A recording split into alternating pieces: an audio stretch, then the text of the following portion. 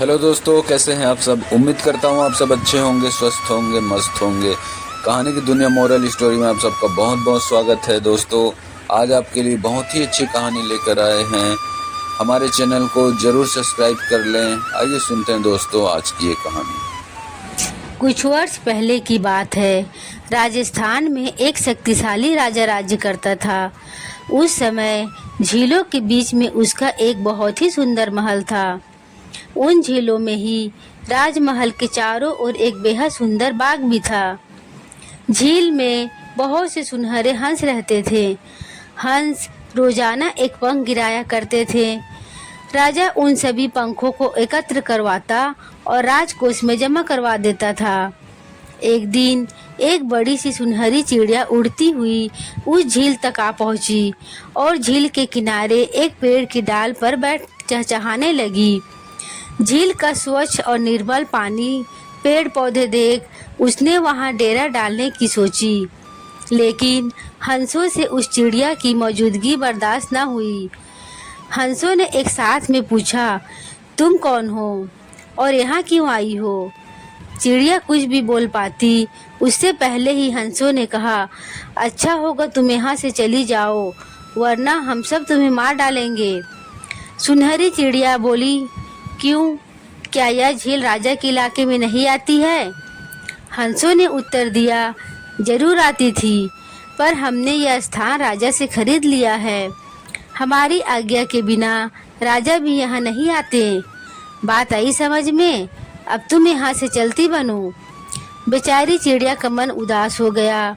वह वहाँ से उड़कर बगीचे के एक पेड़ पर आ बैठी और राजा के इंतजार करने लगी।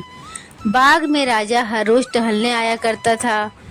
राजा को देखते ही सुनहरी चिड़िया उड़कर उसके पास गई और बोली, महाराज, मैं दूर देश से उड़कर आपकी इस सुंदर राजधानी में आई हूँ।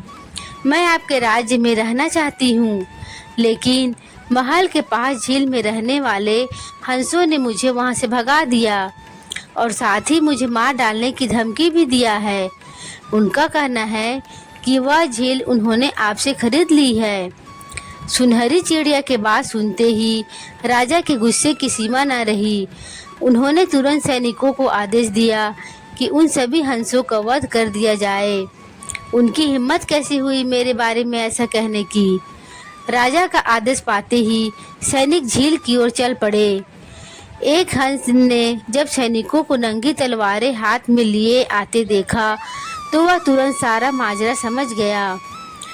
उसने सभी हंसों को दूर से ही आवाज लगाकर कहा, भागो भागो, राजा के सैनिक हाथ में तलवार लिए हमारी तरफ हमें मारने को आ रहे हैं।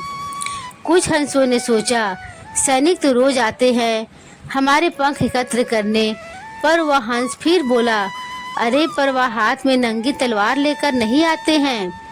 सैनिकों के पहुंचने से पहले सभी हंस आकाश में उड़ गए।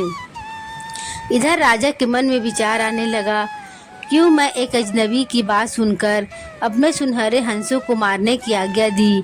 अब उसे रोजाना सोने के पंख कैसे मिल पाएंगे? उनके बुरे स्वभाव के कारण सुनहरे हंस झील को छोड़कर चले गए। यह बात करके भी उन्हें समझाया जा सकता था।